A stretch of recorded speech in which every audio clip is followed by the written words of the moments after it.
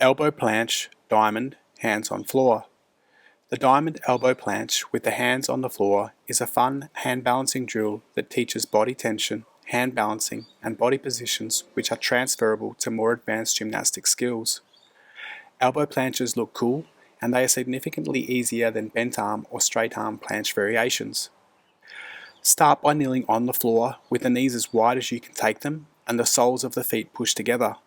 The lower body will create a diamond shape. Next, place your hands on the floor inside shoulder width with the fingers pointing back towards you.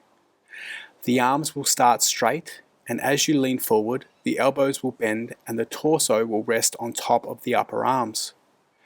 Notice how the elbows are pulled inwards towards each other to create a shelf to balance the torso on. From the kneeling position, bend the elbows back towards the hip bones and lean the shoulders forward. The aim is to place the elbows inside the hip bones so that the upper arms create a shelf that the body can rest on top of.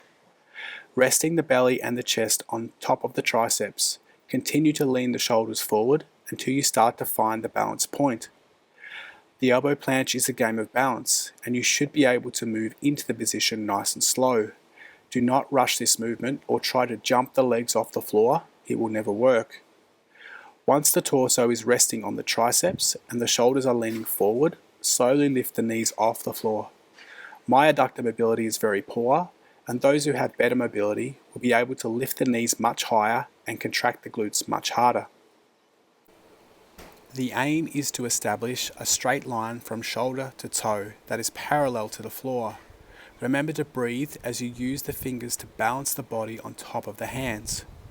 Knowing that the elbow planche is a game of balance, if you fall on your face, the weight was too far forward. If you struggle to lift the feet off the floor, the shoulders are not far enough forward. Play with the balance point and hold the planche for the specific period of time.